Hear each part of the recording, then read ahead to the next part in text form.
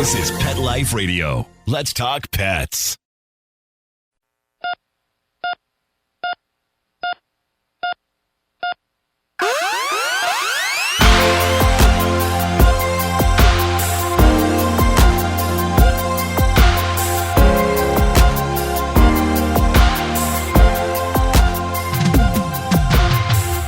Welcome to ER Vet on Pet Life Radio. I'm your host, Dr. Justine Lee, and I'm an emergency critical care specialist and toxicologist.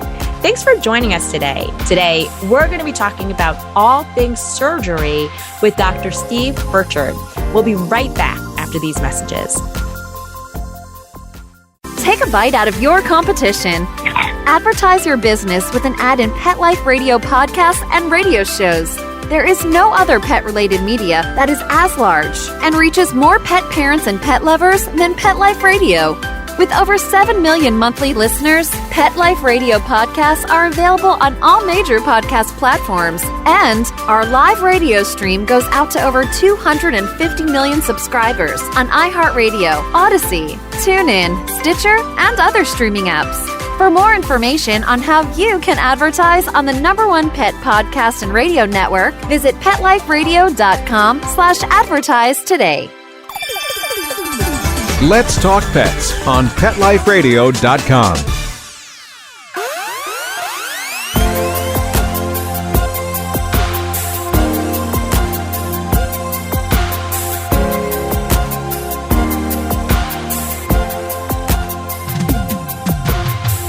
Welcome back to ER Vet on Pet Life Radio. Today, we're going to be talking about surgery. So if you think that your dog or cat ever is going to have surgery or has had surgery in the past, we're going to talk about what you need to know and when you need to potentially reach out to a veterinary specialist, which is a little bit different than your veterinarian. I'm really excited to speak with Dr. Steve Birchard today. And today, we're going to be talking about his book, which is called Their Tails Kept Wagging. Pets Show Us How Hope, Forgiveness, and Love Prevail. Dr. Birchard, thank you so much for joining us today. That's my pleasure to be here. Thank you. Just so our audience knows who you are, do you mind giving us a little bit of background about where you trained, what you do, and a little bit about your book? Sure. Well, let's see. I grew up in the Philadelphia area and went to undergraduate school, college at Rutgers University in their pre-vet curriculum. And well, to go a little bit even farther back from there, I was lucky that I always knew I wanted to be a veterinarian. Even as a child, I just loved being around animals. They seemed comfortable with me. One of the funny things I like to talk about just briefly is that we really didn't have any pets growing up. So I wound up having to play with other people's pets. And a lot of people now talk about play dates with their children. Well, I actually went on play dates with other people's dogs because I didn't have one. So when I tell people that now, they think that's a little bizarre, but at least for me, it was a lot of fun. And anyway, I've always wanted to be a vet. I never had any confusion about that as a career choice. I went to veterinary school at the University of Missouri, graduated in 1976, and went into private practice back in my old neighborhood in southern New Jersey. And I practiced in a general practice for 2 years with one other veterinarian. And I noticed that during that time that I really enjoyed the surgical aspect of private practice. And it was something that I got a lot of satisfaction from. And I always was comfortable with it. Well, then a very good friend and colleague, Dr. Ron Bright, actually called me while I was at this practice and said, hey, we have a residency opening at Purdue in West Lafayette, Indiana for a surgical resident. Do you want to apply?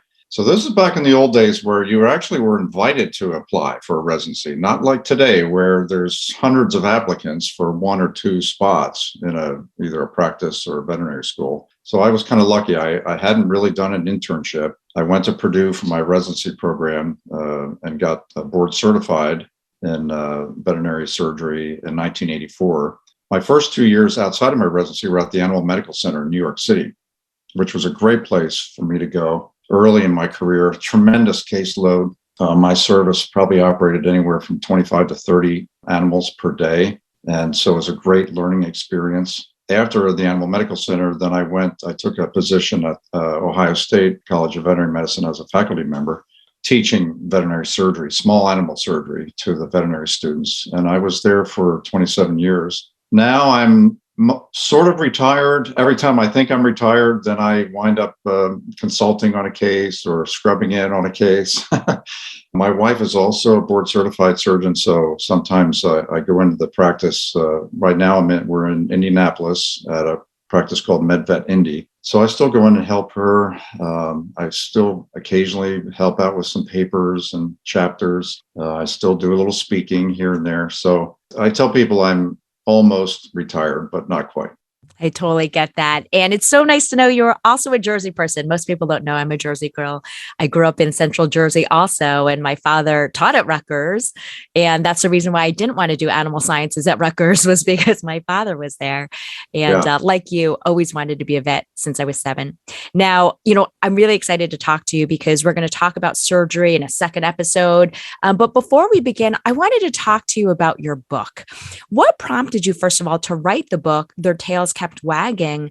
And who is the intended audience for this book? Is it veterinarians? Because we as veterinarians all know your surgery textbook that you published, but tell us why you wrote this and who it's intended for. Yeah, I really wanted to write a book for pet owners or really anybody in the animal world, groomers, dog handlers, show people, breeders, but really anybody that loves animals, and it's particularly the pet owners. And this is my first time to write anything for pet owners. So it was quite a bit different than what I had done in the past. Everything I had written in the past was intended for veterinarians or veterinary technicians. And it was very clinical, very technical in nature, or clinical research in nature. I was just really interested in reaching out and connecting with pet owners, and for a lot of different reasons. The main thing is I wanted them to be inspired by these animals that I treated or I assisted in their treatment, where they had really life-threatening conditions. And I wanted to tell their story. I was dying to tell their story. I've told their stories to veterinarians, really almost like all over the world. But now I wanted to get the pet owners involved because I wanted them to see, first of all, the incredible resilience of these animals to recover from these kind of illnesses and injuries, and also to show them where the profession is today and how much we've advanced in our abilities, and which, just like you in emergency medicine health, there's so much more that is done now and successfully done for animals with really serious illness. So that was a big part of it too. But I think the main thing is I wanted the pet owners and animal people, to be inspired by these cases. I see it as sort of two major elements. One is the veterinary medicine part of it. That is, I do go into some detail telling about the treatments that these animals went through. But then I also wanted to bring in the intangible nature of these cases and these animals. And for example, how they affected us emotionally. Some of these dogs and cats were in the hospital for weeks and weeks, and they ran a roller coaster of, well, now's a good day, but then the next day's a bad day. And it really can be emotionally exhausting for the people that are taking care of these animals. So I wanted to bring that out, but also show that I feel like that these intangibles really do play a very significant role in their recovery from serious illness like this. And that's where the subtitle comes from. So, yeah, I think that kind of sums it up. The interesting thing is that a lot of the initial sales of the book actually were veterinarians because a lot of them are my former students when I was at Ohio State. They saw that I'd written a book, so they got it. And I've gotten a lot of really good feedback from the vets that have bought it, even though I hadn't really expected that originally. So it's very gratifying. The whole process is a lot of fun, and it's very gratifying to hear back from people that say, hey, I read your book and I really enjoyed it, and that kind of thing. It's fantastic. That's great to hear. Now, you did mention your subtitle, which is called Pets Show Us How Hope, Forgiveness, and Love Prevail.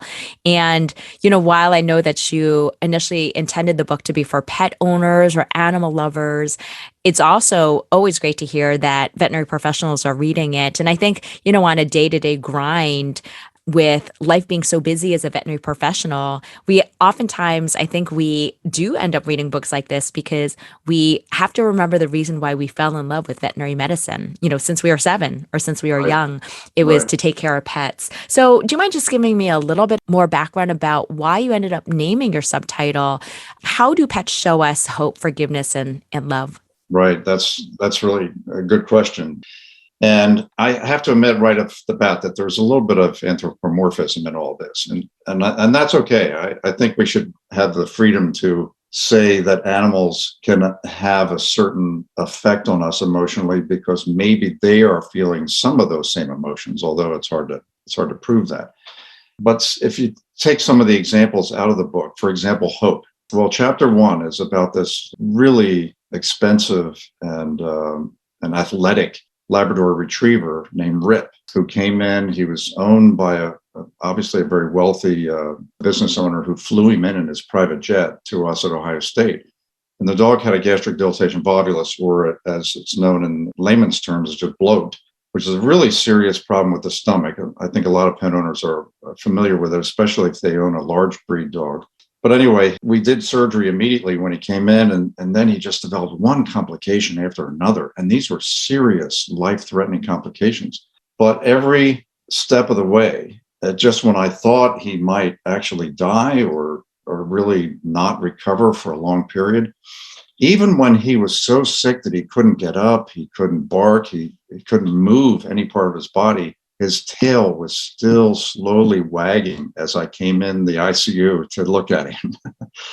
And that, to me, that was a sign from him that, hey, he said, don't give up on me. I can still wag my tail. And so there, he's really the stimulus for the book's main title, because I'll never forget him. We wound up operating him 4 times in a period of about 3 or 4 months, all of which were really major operations. And he made it through all of that. And like I say, every time I was starting to lose hope in him, he would wag his tail, and that would give me that hope back. The forgiveness part really comes from the chapter about Charlie, who was a dog that was accidentally, the owners tied his leash to the bumper of their car and then forgot. And he was accidentally then dragged on the road for about a mile. And of course, that created a horrible array of injuries, mostly skin injuries, but also some orthopedic trauma. And that, was purely induced by these poor owners. I felt so sorry for them because it was completely an accident. They were in the middle of a move, and they just needed to tie him up to someplace so he didn't run off while they were in and out of the house all day long. So they were just completely ridden with guilt and remorse, and felt horrible about it. But the thing is that Charlie never acted in any way that he was mad at them or held a grudge against them. Every time they came to visit, which was very often during his 3 to 4 weeks that he was in the hospital, he would immediately, as soon as he saw them, he'd wag his tail, look very excited to see them. So, you could say that it's a pretty big stretch to say that he forgave them, but I'm going to call it that because I just feel like his ability to put that behind him, how the injury occurred, and to continue to love these owners at a time when they needed that so badly. So in a short synopsis, that's his chapter. And then, of course, the love part. And love is, I think, really a part of all these animals and all these chapters, is that they were these dogs and cats who had such horrible injuries. One of the cats, Maximus, had thermal burns over about 30 to 40% of his body, and had a prolonged period of wound therapy and therapy for complications. But he was just so surrounded by love from his owners, by the staff, all of us. And I think he felt that. And I think that helped him get through that whole thing. And I think that's probably true for most of the animals that we talk about in the book. Well, I love that. Yeah, it is amazing to see. We always, jokingly say that certain breeds have different wills to survive, but their tail for the dog always seems to work in ICU. And we see that with cats too, when cats are purring. And we know cats don't always purr from contentment. Sometimes it's from, nervousness. Sometimes it's from other factors. But I always love seeing that tail wag just because it does give us a renewed hope that they realize that we're trying to help them. What was your original purpose in writing the book? Yeah, that's kind of funny because my co-author, Faye Anamavis, who is a former minister. So it's kind of an unusual combination of people, a veterinarian and a former minister, and he still does a lot of consulting and counseling. He's written a bunch of different books about church issues and also suicide prevention and things like that. We talked about trying to do a book together, and he said, well, you've always told me how you think a healing of a wound is a miracle. There's a miraculous nature to it. He said, why don't you write a book about that? So I thought, okay, yeah, I'd love to write. I think one of the things about writing a book that I would always recommend to people is find a subject that you're just fascinated with and really curious about and love to talk about. And that will make it the book. The book will almost write itself if you have that kind of passion for the subject. So anyway, it was initially just really kind of focusing on showing people how amazing this process is. And a lot of the preface, I do try to describe the process of wound healing in layman's terms. I'm using some metaphors. But honestly, as I was writing the book, it became less about the actual biology of wound healing and animal recovery and more about almost, I guess you could call it the spiritual aspects of their recovery. And that is these intangibles that we talked about, the effect that they had. One of the things we were always taught, and I remember teaching this to students, is try not to get emotionally involved with a patient, because it's just going to be so exhausting to you. But, here's the thing. I think it's impossible not to. And I talk about that in the book with all these different animals, how, I became emotionally involved. I became attached to them. I couldn't help it. We were seeing them every day, day in, day out for weeks at a time. So anyway, the book kind of took on a life of its own by beginning to look at these, like I say, these intangible, these emotional, these factors like the hope and the forgiveness and the love, and how that played such a big part in their recovery. Not to get attached to them. And I always tell people, like, if you feel like you're not getting attached to your patient when you're caring for them as a veterinarian, it's probably a good time to take a break, because, that's what drove us to become veterinarians in the first place and caretakers for them. Now, yes. I love how your book is a collection of stories about dogs and cats that have survived really difficult situations or critical illness. And, that was the goal of ER Vet. It's to be able to educate dog and cat owners on what they can do to help avoid that costly visit to the ER, to help preserve that quality of life and that human-animal bond they have with their pet, and what they can do to best take care of them. And I will also say, to alleviate the guilt of a lot of people out there, like, even veterinarians' dogs get hit by a car or eat poisonous things. Like, that stuff happens. So you should never feel guilty. I loved how you shared the story of that poor dog that was tied to the moving truck. And I can't imagine the horrible, horrible guilt that you feel when you cause that injury. And please know, we know a lot of this stuff is accidents, right? Same exact thing when I see a dog that's accidentally run over in their own driveway. And it's what we call a slow rollover, hit by car. And those are actually much, much worse. They're much more damaging to the body to be slowly rolled over versus that acute hit by car where your dog is hit by a car at 50 miles an hour. There's more damage with that slow rollover from crushing injury. But again, I always tell people it's not your fault. It was a freak accident. And, we see that all the time. But I loved how you picked different collections of stories. Having treated thousands and thousands of dogs and cats, what was special about these animals that made you choose them specifically for your book? Well, yeah, they're the ones that just stood out in my mind. They're the ones that I would say really modified or changed me as a professional, as a veterinarian. Especially, I think they were the ones that I learned a lot in terms of their recovery and the medical aspects. But then I think it also changed me in terms of the emotional connection I had with them. And I talk about that a little bit in the book as well, is that my personal history leads me to have I really want to connect with these animals. And then when I see them recover from horrible illness, it helps me as a person because it gives me a better outlook on things. So they've always stood out in my mind. They're also, I mean, from a practical standpoint, there were also animals that I had collected information on them and kept it. So I could go back to those documents, those records. For example, many of them I've been using as case reports in my lectures over the years. So I've been telling the stories of these animals to veterinarians for years. And now I wanted to tell the same stories, but in a way that the pet owners could understand what was going on.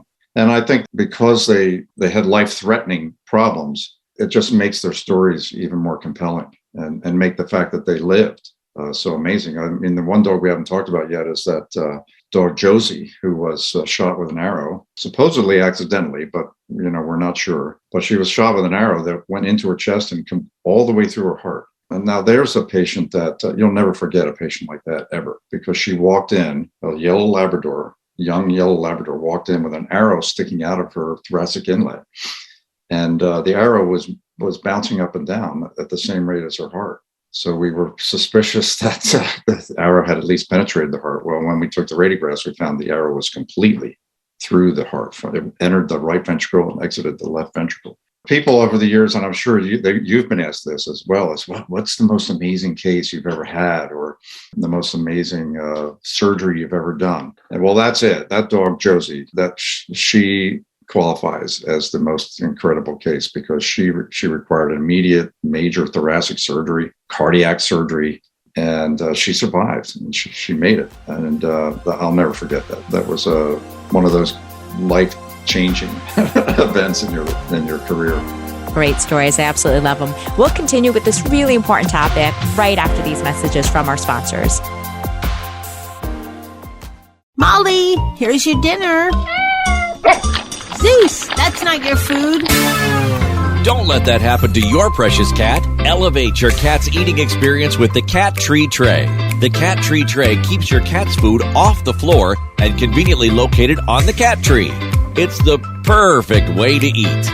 It's a beautiful wrought iron tray that easily attaches to your cat tree and keeps dogs and other critters out of your cat's dish. A must for multi-pet households. There's a 6-inch tray for large bowls and a 4-inch tray for smaller bowls. Purchase your Cat Tree Tray today. Go right now to cattreetray.com. That's cattreetray.com. CATTREETRAY.com. Let's talk pets. Let's talk pets On Pet Life Radio. Pet Life Radio. PetLifeRadio.com.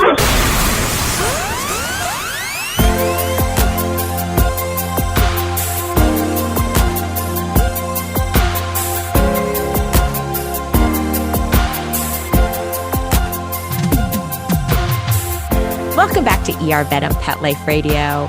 I'm your host, Dr. Justine Lee, and I've had the honor of speaking with Dr. Steve Birchard, who's a board-certified veterinary surgeon and a former full professor at Ohio State University, or I should say the Ohio State University's veterinary school. We're talking about his book that he wrote and that recent release that is called Their Tails Kept Wagging. Pets show us hope, forgiveness, and love prevail. We know any dog or cat owner, or any owner at all, knows that's true.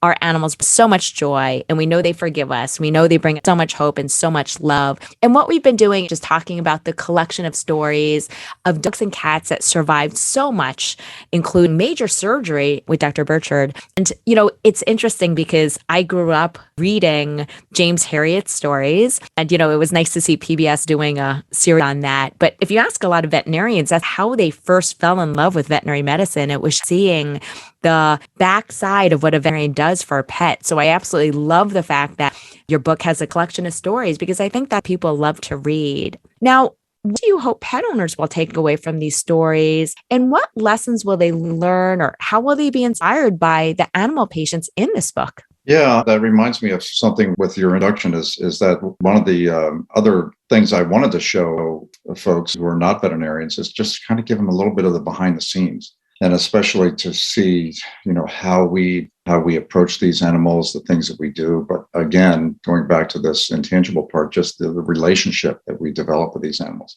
I mean, we talk a lot about the human-animal bond, and I think whenever I've read articles about the human-animal bond, it seems like it's always the owner or the other people, non-veterinarians, and their relationship with animals. But I wanted to focus on the relationship between the veterinarian and his or her patients, because I think that's kind of an overlooked part of what we do. But yeah, these are animals that I hope can inspire people because of what they went through and the fact that they didn't give up. Just like you mentioned, the will to live. Man, I have never even imagined how strong the animal will to live can be.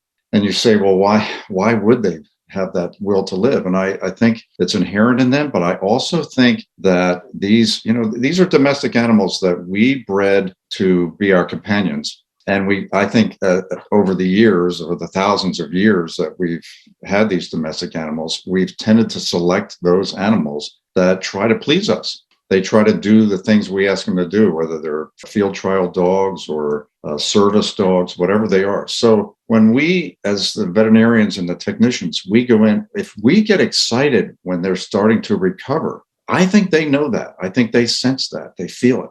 So I think that gives them hope. That gives them, look, these guys really want me. You know how focused we get about their eating. If we see an animal start eating, it's like now they're starting to turn the corner. They're starting to really get better. Maybe they're going to live after all. So I think a lot of times they'll try to start eating because we get so excited about it and they want to please us. But I think owners can read these stories and say, oh my gosh, I had no idea that a dog could be shot with an arrow or have multiple surgeries for cancer and still live for so many years. I think it goes back to, one, I want them to see what's possible so that they don't immediately think that when an animal has a serious disease or has cancer, that you have to just either give up or put them to sleep.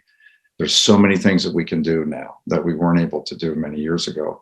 And just be inspired. I think even a person with cancer can read the chapter about Billy Bob that had multiple surgeries for nasal cancer and take some kind of inspiration from that dog who just continued to just live life, even after so much adversity, so many surgeries, so much cancer. Or Maximus the cat that had the burns, or Tigger the cat that had a ruptured trachea and needed major surgery. Maybe there's actually people that and I hope this happens, is that when they have some kind of serious illness, that they could maybe draw some inspiration from these animals that face the same difficulties. Thank you for sharing that. It is amazing the improvements in quality of care of what we can do in veterinary medicine compared to decades ago. And, when I went to vet school 25 years ago, it was very different even then, in that we didn't have the same opportunities to be able to do MRI or CAT scan or all the procedures that we're doing right now. That said, playing devil's advocate on behalf of the pet owner, because of that, the cost of veterinary medicine has become so expensive. Do you have one or two tips that you could leave with us when it comes to keeping our pets out of the ER, or how we can better manage the growing cost of veterinary medicine? Absolutely. And I'm glad you asked that, because I worry about that too. That's, if there is any kind of a negative aspect to the advancements that we've made in the profession, it's that we really are kind of stressing the market in terms of how much we charge. We do CAT scans and MRIs and non-invasive procedures and very difficult surgical procedures. We correct birth defects now that we couldn't do before, or surgery for major trauma and things like that. I think for pet owners, I think it boils down to one major thing, and that is I would advise them to seriously consider pet insurance. It's something that's not very common yet, but I think maybe that's something that we just need to educate more folks about, is that there's lots and lots of options and different companies. I've done a little bit of consulting with Trupanion, so I know that company a little bit, and I've been very impressed with them. But I think pet insurance is really something to strongly consider. One of my kids, Justin, he's got pet insurance for his pug. Well, we know how many medical and surgical problems pugs can have. So he's very happy that he has that to rely on. So, other than just, taking good care of your animals and watching them carefully and being aware of what they do and what they eat and all those sorts of things, I think it boils down to really seriously considering having pet insurance when they're a puppy, when you first get them. I will say when it comes down to it, the best thing you can do is to get pet insurance and work with your veterinarian. I always say my little tips on, that I mentioned on ER Vet is treat your pet the exact way that your vet does. And your vet is going to have your dog and cat up to date on vaccines. They're going to make sure they undergo puppy obedience and dog obedience to make sure they have good recall. So they always come back to you and they're appropriately trained. They're going to exercise them. They're going to make sure they're on preventative care, on flea and tick medication and heartworm medication. So, I always say mimic what your veterinarian does to keep your pet safe.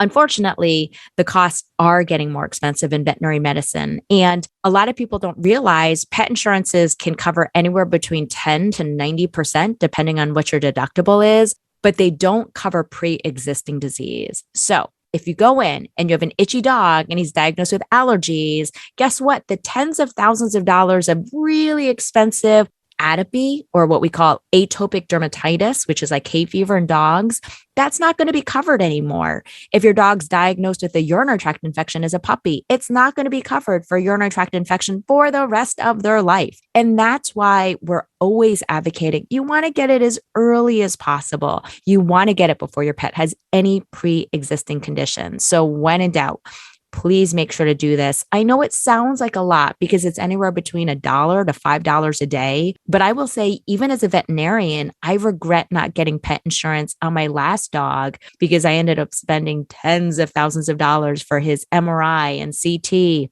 and his stereotactic radiation therapy for his brain tumor. So when in doubt, work with your veterinarian, keep your pet safe, advocate for your pet, but make sure that you have good ways of making sure that you can financially take care of your pet. And again, that's typically going to be with pet insurance. All right. Again, I wanted to give a huge shout out to this amazing book. Love all the stories in there. Their Tails Kept Wagging. Pets show us how hope, forgiveness, and love prevail. Do you mind just giving us a little bit of information? Where do we find the book? Like, where can we purchase it? Is it an ebook? Is it paperback? Where's the best place to go? Right. It's available in electronic or ebook or paperback, not as a hardback, but really any of the online book markets, Amazon, Barnes & Noble, Apple, Google, those all of the major book retailers carry it. And for all you dog and cat owners, this would be a great gift for your veterinarian to leave in their waiting room. So you definitely want to check it out. I'm old school. I always like to have a paper book so I can flip through them versus ebooks, but nice to know that there's all these options out there. Well, Dr. Birchard, I just want to thank you so much for all that you've done in veterinary medicine, for your veterinary textbooks and surgery, and so great to see that you have a Pet Owner One. Also for veterinary professionals of just sharing all the stories of all the dogs and cats that you've saved over this time. Well, thank you for having me. It's really been fun. Thank you. All right. Well, that brings us to the end of today's show. Just wanted to give a huge shout out again to Dr. Birchard for being able to talk about his book. And for those of you guys who don't know, you can find him not only on Facebook, but also on his Amazon page. So make sure to check out his book, Their Tails Kept Wagging.